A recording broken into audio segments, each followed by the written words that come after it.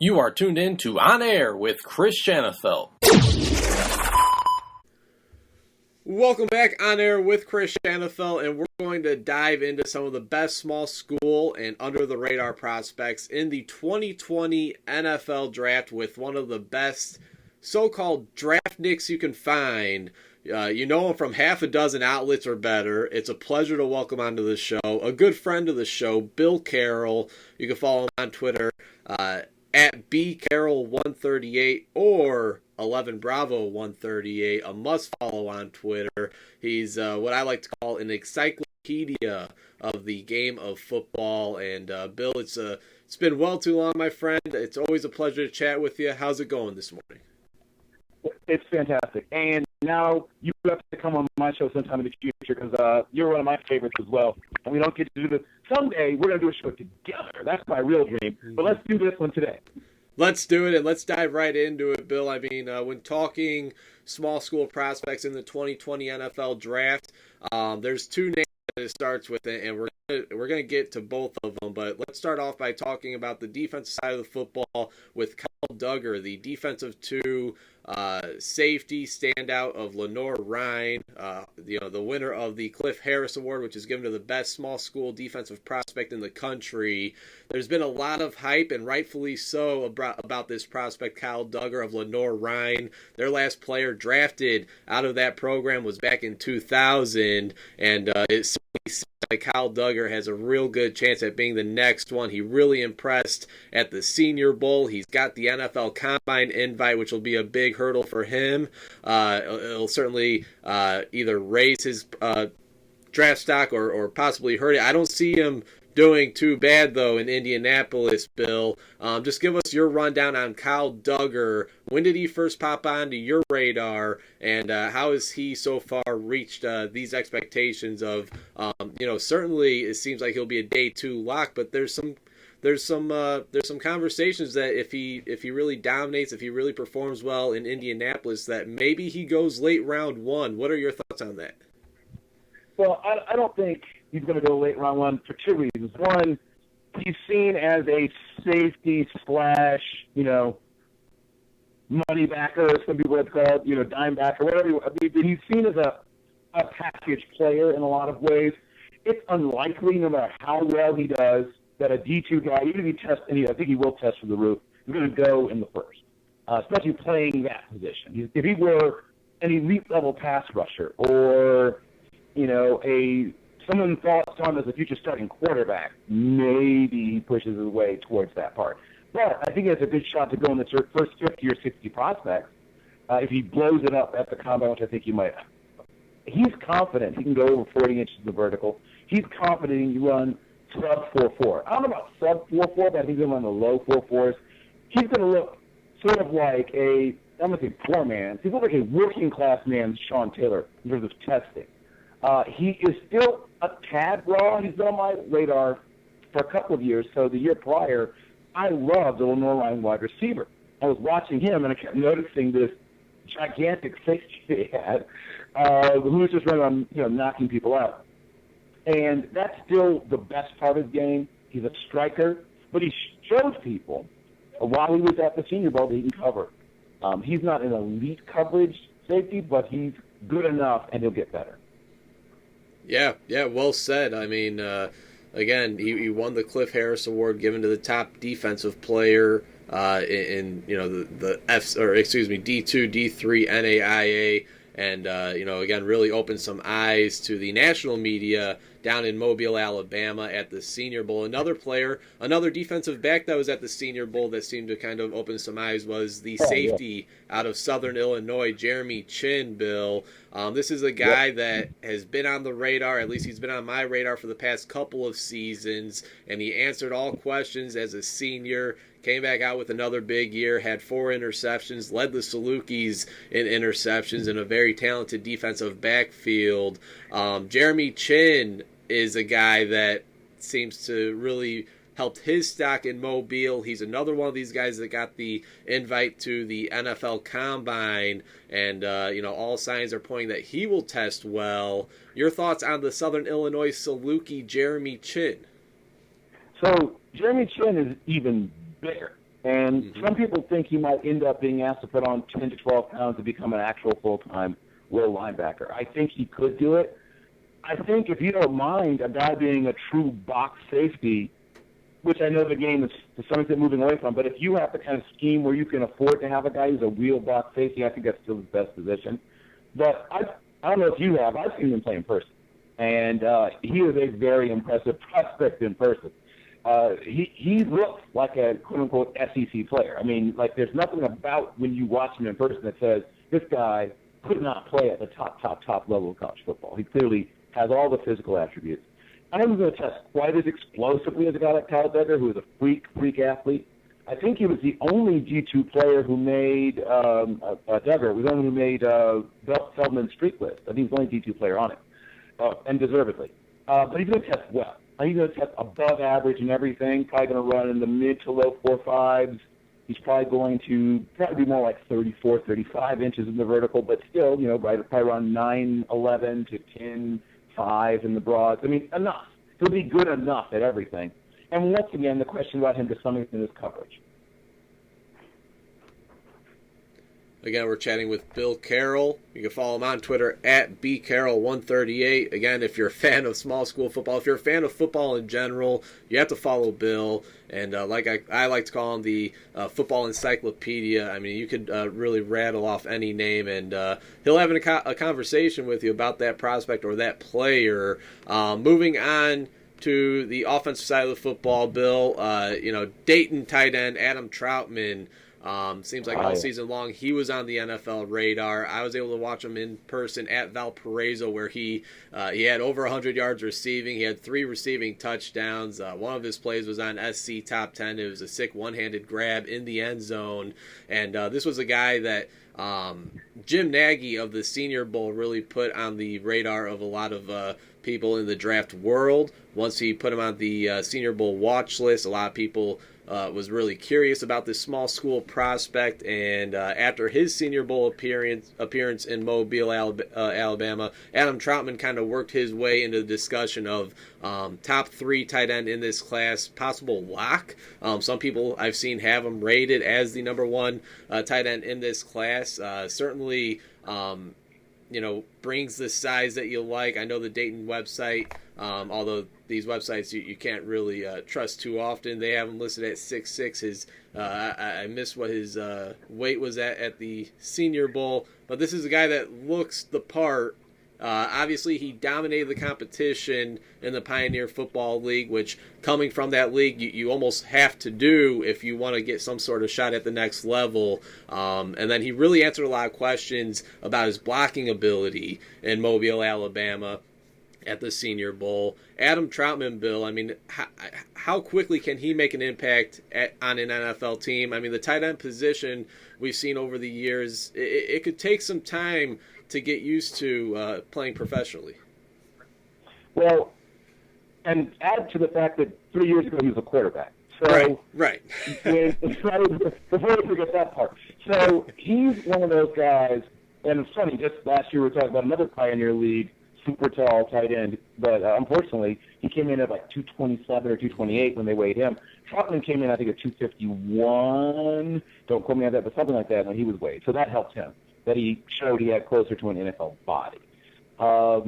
Things that you notice about him, well, I mean, you notice his height, you notice his hands. He's improved year over year in blocking. He was really not much of a blocker at first, which, is not a surprise. Once again, the guy was just recently converted from quarterback last year. He showed some growth, and this year let's be honest, the bar has come down. I mean, we what we consider a good blocking tight end.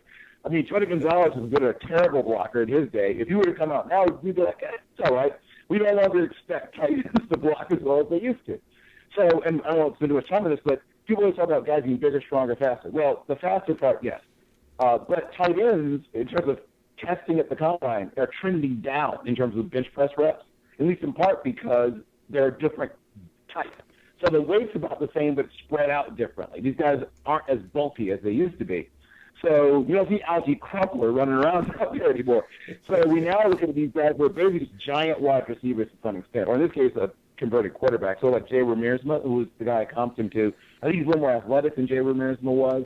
when he went to Michigan as a quarterback and got converted to tight end. And last year, Michigan had a guy in the draft as a tight end who was converted from quarterback to tight end, but I think he's better than both. He's not my number one tight end. He's my number 4 at the moment, and once he in the combine will, as you said, help or hurt. The big thing with him is when you come from the PFL, it is FCS, but it's non-scholarship FCS. Mm-hmm. So it's sort of the bottom of the FCS. I'm not trying to be mean or anything. It's just factual that when big-time D1 kids come down, they're not going to the PFL, right? I mean, they're going to go to CAA. They're going to go to a place where they, one, can get a scholarship, and two, they know they're going to see a higher level competition. But he is rare. He's a rare athlete at the PFL level, and if he has the combine he might have, he will submit himself in the first 100 players taken. Yeah, I mean, you as you mentioned, Adam Troutman, I mean, it's quite an incredible journey, starting out at quarterback, moving to the tight end position, and now solidifying himself as one of the top at his position in the 2020 NFL Draft, moving on to one of the true sleepers in the 2020 NFL Draft, Bill. This is a guy that came on my radar mid-senior season for him, so about October, late September, but yeah, I want to say early October, but Matt Cole, a local product here in Illinois from McKendree University.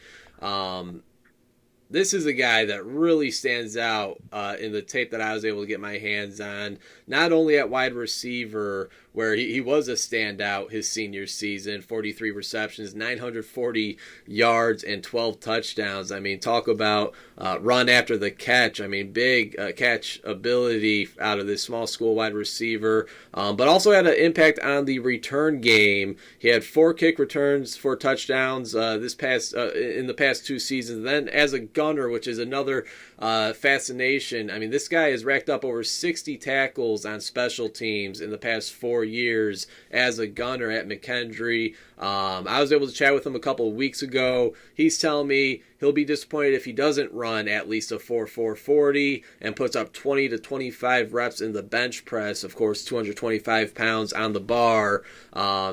I mean, on tape, he looks like he could have that freakish athlete ability. That'll certainly help his draft stock if he's able to do that at the Northwestern Pro Day, which he'll be attending, which is obviously a great opportunity for him coming from a smaller school in McKendree. Matt Cole, are you familiar with him at all, Bill? And what's your take on this prospect that seems to really be flying under the radar? But this is a guy that I could certainly see possibly making a roster come opening day in September. Yeah, he should be in the fight to make a roster. Special teams will be everything for him. He will need to test well. You don't get the benefit of the doubt when you come from McKendree. They're not going to say, but his tape was great. Like, they don't do that. They might do that with a kid at LSU if he tests poorly. But if you are from McKendree, you need to test in the top 2 percentile of your position group of all the guys they test. And you need to produce. And you need to have, when they talk to you, you need to impress them. Like, everything has to go right. But he has a legitimate shot to be a priority undrafted free agent. There are lots of teams that can use guys who can contribute immediately on special teams. And I think down the road he can actually see some time as a position player. But his first couple years in the league are going to pretty much be all about special teams. Hands down. And he was able to have an impact at McKendree at both kick, punt returner, and then, of course, as a gunner. Couple more topics, couple more questions for you, Bill. Then we'll let you go. Again, he's Bill Carroll at bcarroll138 at 11bravo138 on Twitter. Great friend of the show, known Bill for years. And again, this guy knows everything there is about the game of football and much more. So go ahead and give him a follow. Bill, both winners of the big trophies at the D2 and D3 level. The Harlan Hill Trophy Award winner, Roland Rivers III, quarterback out of Slippery Rock, and then the Gagliardi Trophy Award winner, Brock Rutter, quarterback out of North Central College. Again, one of these local products here in the state of Illinois. Unfortunately, Slippery Rock lost in the D2 national championship game, while North Central College actually won the D3 national championship game. Yep. But still, I mean, they were still able to lead their teams to great seasons. One was on the losing end, one was on the winning end. But these guys put up some freakish numbers this past season that allowed them to win their respective trophies. Roland Rivers III over 4,400 yards passing, 52 touchdowns, and then he was also able to tag in 700 rushing yards for another 9 more touchdowns. And then Brock Rutter rewrote the record books in Division III football. He's actually now the holder for career passing yards with over 14,000, and he was able to tag in 56 passing touchdowns this past season at North Central College. They were both players in the resurrected Hula Bowl college football all-star game played in Hawaii a few weeks back. So these are both guys that are at least preparing for the NFL draft. They're hoping to get a shot. They're working to get a shot to play professionally. How do you view each of these two prospects when looking at their pro perspective at the NFL level, maybe possibly the CFL level? Sure. Well, quick shout out to Jim Nagy, as you mentioned earlier, who's doing a great job, and the Senior Bowl is in very good hands. I bothered him incessantly about Roland Rivers. I apologize, Jim. Sorry. I really would have loved to have seen Roland Rivers at the Senior Bowl. I think he had deserved it, quite frankly. I think he would have been an exciting prospect. He is a guy who has a body on him. I mean, he's something like 6'2 and a half, about 229. He can move. His arm strength is well above average. He's in an offense that's what I call binary. There's a lot of this, or run kind of situations. And obviously everybody has a lot of RPOs. So reading defenses is not the best part of his game yet, and that was part of the undoing that they had in that championship game. Is he saw some looks apparently that he wasn't used to seeing. But nonetheless, the tools are there. I really believe the tools are there. I think I'm thinking that he could be an NFL backup. Could he go up to Canada and have a nice run? Yes. Could he end up in another league, XFL, indoors? Certainly could. But I truly believe he could be a solid NFL backup. I mean, Tavares Jackson was, to me, not a better prospect, and Tavares Jackson had something like an 8 or 9 year NFL run. Yeah, I mean, I kind of echo your sentiments on Roland Rivers III. He, again, I mean, he actually started his career out at Valdosta State, another one of these top Division II programs, and he was able to transfer to Slippery Rock and really turn them into contenders and lead them to the national championship game. And, again, he was a participant in both the Hula Bowl and the College Gridiron Showcase, and really looking forward to seeing what these next couple of months bring for him, because like you, Bill, I think there's a spot for him in the NFL. Obviously not as a day one starter. He'll have to earn his stripes, earn his way to a starting position, but there's certainly a job for him as a backup quarterback on one of these 32 NFL teams. Before we let you go, if your team looking for your budget Taysom Hill, he could be your great value, your budget barrel Taysom Hill. He could do that. He could play a couple of different positions while you figure out what you can do with him. He's a thick, powerful guy. If he can run inside, I wouldn't have him do it 20 times a game, but he can run inside. I see him take on linebackers and survive, and sometimes come out better than they did. But yeah, sorry, go ahead. Yeah, no doubt. I mean, maybe like a B.J. Daniels who started his career out as a quarterback, and then once that wasn't really working out for him, went on to play for a couple teams at wide receiver, and now he's in the XFL back at the quarterback position. But Bill, final topic before I let you go. Final question before I let you go, I should say. I mean, again, you're a guy that I see on Twitter. You're throwing these names out, and I know a lot of people are looking at him like who is this guy? He's telling me to go watch at let's say McKendree University or Notre Dame College. I know you like the defensive lineman Shahan Williams. Shahan Williams. Speaking of, that's the other guy I kept driving. Jim, I apologize again. Jim Nagy got driven up crazy about two prospects at D2, and I thought they really were truly deserving. Shahan Williams playing often out of position. A lot of times they had him playing inside at 3 technique, but he's clearly a pass rusher. I would love to see how he would have matched up against the best of the best at the Senior Bowl, and yes, right, Roland Rivers, obviously. Can I throw out a couple more quick names? Oh, please do. People should watch if they haven't. Yeah, please do. James Madison is an absolute powerhouse, and once again, programming great hands. They have two really sort of undersized pass rushers who will probably have to move positions to outside linebacker. John Daka and Cameron Gill over at Wagner. And I think both will test well. John Daka is he's mean. I don't know, like he plays angry. He's not the biggest guy. I mean, he's really somewhat undersized. He's probably 221, 222, probably just a shade under 6'1". But I mean, I've seen him rock guys who are 80, 90 pounds heavier back on their heels. He's not just a speed guy. He has surprising power for his size, and he's going to be a very pleasant surprise to whoever gets him. Like, if you go check him out, check it out, and thank me later. Cameron Gill has been putting up ridiculous numbers for a couple years at Wagner, and this year he wasn't sneaking up on anybody. Everybody knew he was coming. They still couldn't stop him. He's another really fun player to watch. You wish he was 20 pounds heavier, but I mean, heck, you can put 20 pounds on him, I think, without so much trouble. But he's a player. There's so many good defensive backs. Manny Patterson, right at Maine. That guy's going to play in the NFL. You heard it from me first. He's going to play in the NFL. At Carson Newman, right? Darius Williams. He's going to play. Hopefully the NFL. I mean, he's good enough to play in the NFL, but I hope he gets his shot. If he gets a shot, he'll be uncuttable. He's going to make himself impossible to cut. He'll find a way. He will find a way, guys. Try to cut him, he won't let you.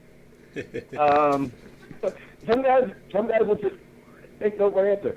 So many good D-backs.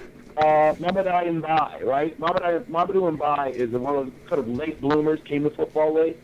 Some team, if they can park him on the practice squad for a year, teach him how to do what they want him to do, the way they want him to do it, you could probably play 2 or 3 different positions in your secondary. Terrific athlete. Jamari Booker. Okay. Everyone's into the hybrids nowadays, the safety / linebacker, the guy that's playing linebacker but really a safety but can play some safety. Check out Keon Payne. He's going to test well when his pro day rolls around. Good size, good football IQ, not afraid to, like I say, he knows you can come here and sick him. I have to quick dig up a guy from my alma mater, Bobby Price from Norfolk State. Bobby didn't have the year we thought he was going to have this year. Battled through some nagging injuries. They used him slightly differently from the way he'd been used in the past. He was an all-HBCU guy last year. He was, more like a second-team all-conference guy this year. But he's still a big safety with freakish athletic ability, a highly rated track guy, also in the MEAC. Worth checking out. Octavius Smith, ETSU, speaking of programs back from the dead, as you see, unfortunately, Eastern Washington thinking about shutting it down. I'm always happy when programs like East Tennessee State bring programs back. If you watch one player at East Tennessee State, one Buccaneer, check out Octavius Smith. And then one last one, Darius Skinner at Winston-Salem State University. So many good, and there's so many more. This is a tremendous small school defensive back class. There's going to be, write it down, somewhere between 8 and 12 non-FBS defensive backs who will find their way onto a roster or a practice squad. Write it down. 8 to 12. Yeah, and, I'm not sure, I don't think you mentioned him, but I know this is a guy that you were one of the first people on before the season, and he went on to have a great senior season and won the Defensive Player of the Game award at the East-West Shrine game, and that's Luther Kirk of Illinois State. I know you're really big on him. Yes. Big on Luther. Okay.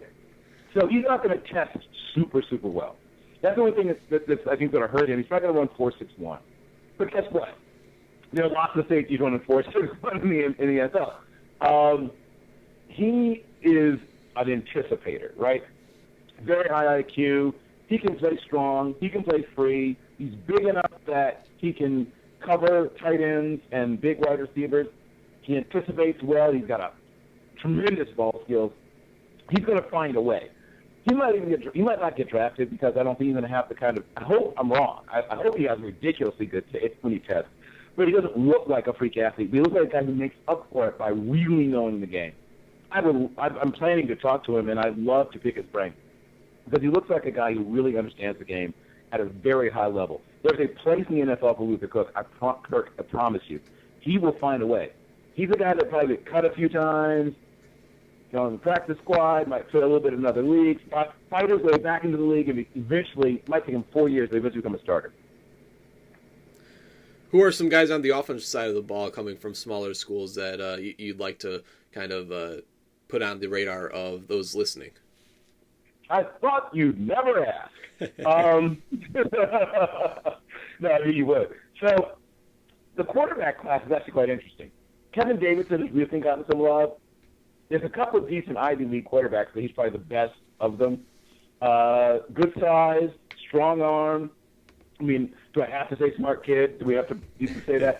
Kind of goes without saying, obviously. But he's a developmental guy. He'll have to be parked somewhere and grow up into it, but he has it. I think I mean, this is why we need really a developmental league. That's for another show, another rant. There's a bunch of good wide receivers, so many out of time. I'll get into a couple of different types. I'll get you a couple of different types of receivers. So the quote-unquote classic Patriot, right? Kid named Michael Bandy at USD is all that stuff. You think of like the Patriots wide receiver, Amendola, whoever. Yeah, he's 5'10". Yeah, he's 190. Yeah, he's going to run probably, I don't know, 4.63. But maybe 4.55. He might be quicker than I think. But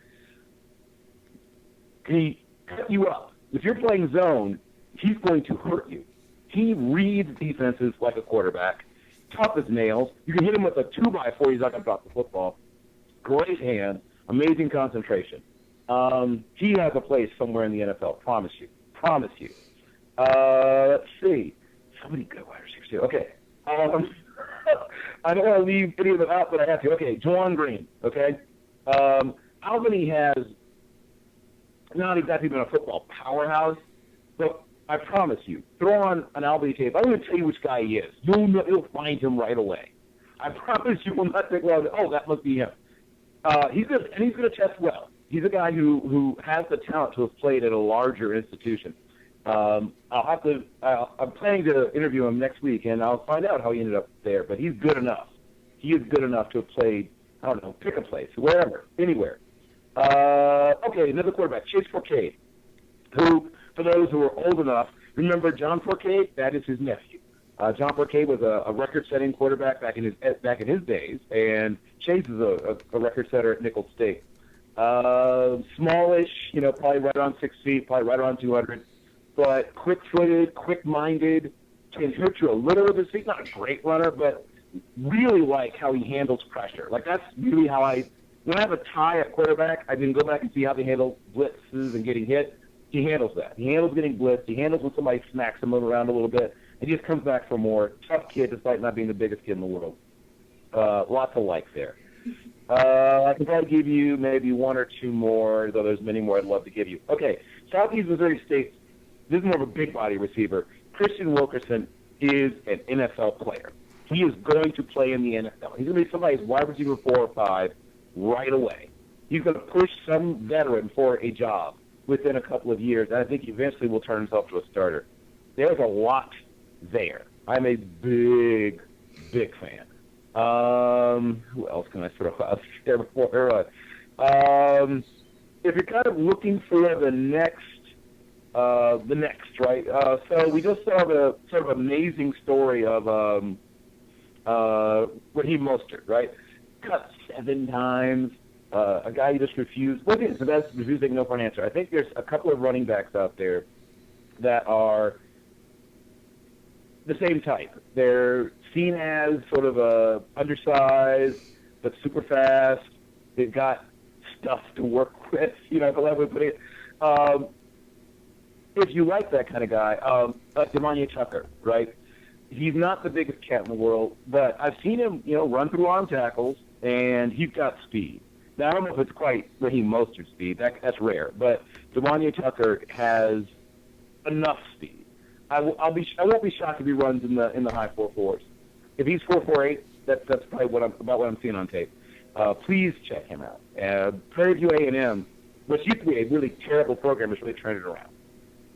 if there's one more guy you want to throw at me, I'll be willing to discuss him, but I got to run in like 1 or 2 minutes. Yeah, I mean, Tucker, he was the MVP of the HBCU game, All-Star game that they had last month. And then another HBCU guy I like is Elijah Bell, wide receiver from North Carolina A&T. But, Bill, we're going to let you get out of here, man. Really appreciate your time. Really appreciate the great insight you spent here on the show. And as always, I really appreciate it.